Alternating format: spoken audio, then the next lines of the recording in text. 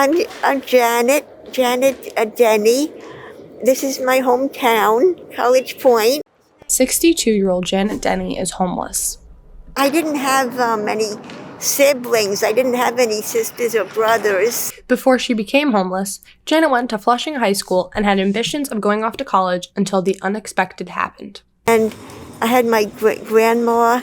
My mom passed away early when I was in school. She lived in College Point, Queens her whole life. No stranger to bad luck, Janet lost her mom while she was in elementary school. Her absent father passed away while she was in high school, and a few years later, she lost the only family member she was close to, her grandmother. And then finally it got to where, my grandmother had owned the house, and it just didn't work out. It just went downhill. Janet, with no living family, had nowhere to turn to, forcing her to the street. Years later, help came from the town over in the form of Bayside resident and local activist Greg Sullivan. I run some social media pages that have gotten very popular. Bayside Queens being one of them. There's about 23,000 people that watch it. And everybody talks about the neighborhood, and it's wonderfully community neighborhood based. And some of the people on it were starting to talk about a homeless encampment that was set up down at near one of our parks called Fort Totten, right at the entrance. So the cars coming off the highway saw this blue tarp and a kind of little makeshift hut that some homeless people were in. And they started complaining about it, and some people were very, very nasty.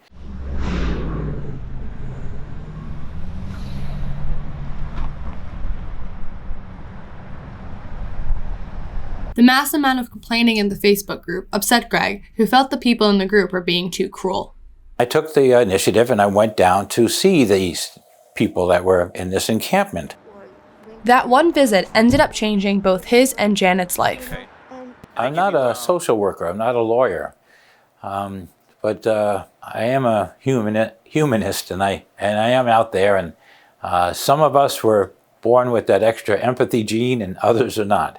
And I just look at some of the injustices, and I'm offended when I find people deciding that they are better than other people only because they're better off. If her grandmother's house never got sold, life would have been completely different for Janet. Just a heartbreaking thing, It's just really, what could have been, what could have been. Unfortunately, in New York City, there are many people in Janet's situation. I just think that we have a widespread problem. I think that there's not enough resources. There's not enough housing.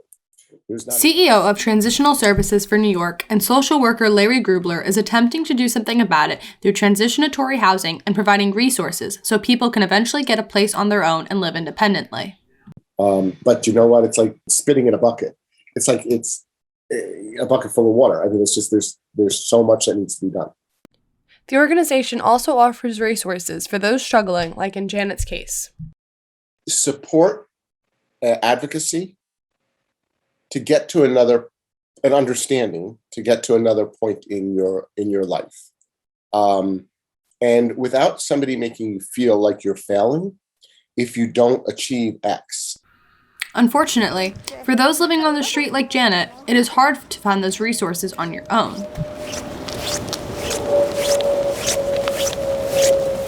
With Janet's permission, I tried repeatedly to contact her social workers to understand more about Janet's situation. Despite my many efforts, there has been no real response. Janet says they do the same thing to her. So since last Wednesday, you've been calling with no answer? Yeah, well, last Wednesday, because something came up that I needed to do, and I didn't make it to that Haven, but I guess she wasn't there anyway.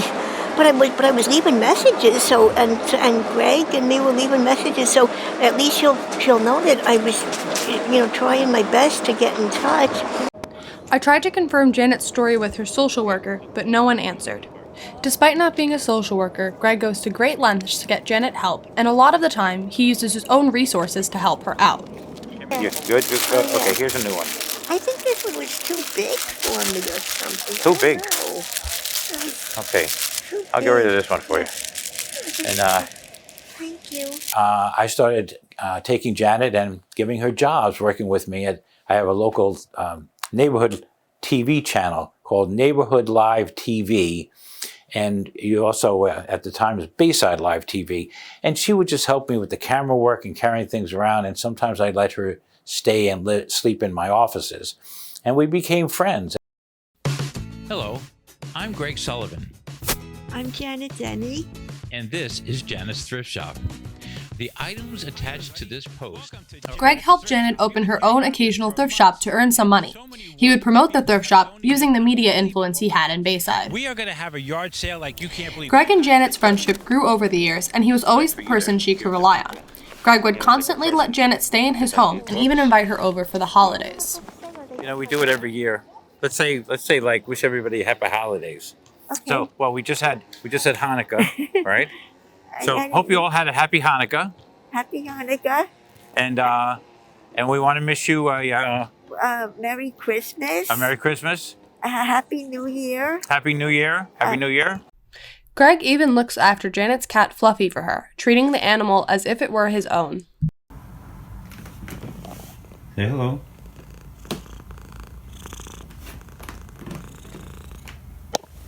That's Janet's cat Fluffy doing a mic check for us. What? It took Janet a while to open up to Greg, but over time, she got more and more comfortable with him, and he began to learn her story. Her grandmother left her a 2-family house, free and clear, no debts, free and clear. Left her a 2-family house of which Janet had one part of it, and some other people who were paying rent lived in the other. And it was given an executor. It was assigned by the courts after the grandmother died. It was assigned, the estate was assigned an executor through the courts, a lawyer that was in a fiduciary position to watch over it. I was like 30. I just wanted to find some peace and rest from everything that had been happening. According to Sullivan, the house was sold without Janet's knowledge, leaving her with no home and no money from the sale. A few years ago, Greg registered Janet with Breaking Ground, a nonprofit organization that creates a support system to help people get off the street, and they started to provide her with some assistance. They, from time to time, they get a free food card and free Metro cards. These will help. A lot of the caring people will help get them into a shelter or evaluate whether the shelter is appropriate or whether someone could be put into something a little bit more accommodating for them, like a safe house. The safe house Breaking Ground set Janet up in is in Brooklyn, 3 trains away from College Point. Despite having the shelter to go to, she prefers to stay on the streets of College Point, which she is familiar with.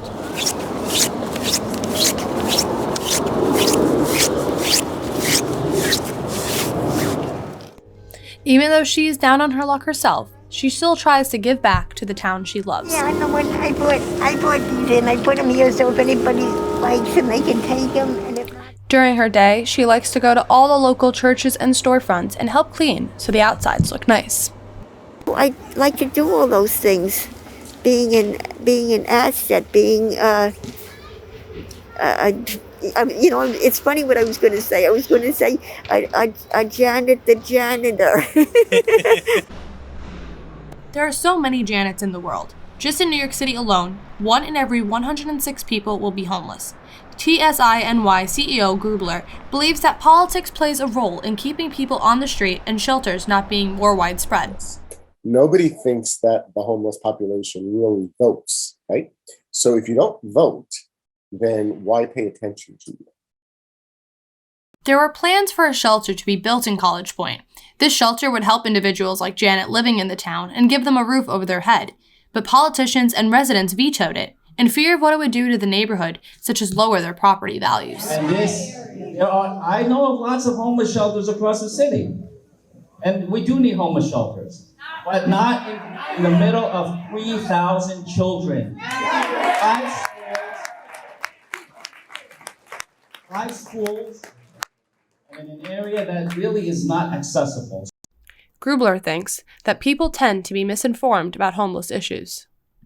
But these people do vote. They should have a say, but they've been disenfranchised because they've really been left by the wayside to think that they have no power in our society. So why pay attention to them? A lot of the general population just thinks that they're lazy and that they're not working and that they're not doing X, Y, and Z. Grubler explains that the public fails to realize that with the proper support and resources, homeless individuals can be successful. Most of these individuals are people like Janet who just want a little bit of stability. Place where you like it and it's affordable and, and just everything that anybody would want. At the end of the day, Janet just wants a place that she can call her own. But I just want to keep on progressing, keep on, getting toward, I could be in Brooklyn, I could be over in Whitestone, but I'd like to, find something, some kind of steady, something established, something steady. But until she finds her steady home, she does at least have two stable things in her life: her friendship with Greg Sullivan and her trusty pink bicycle.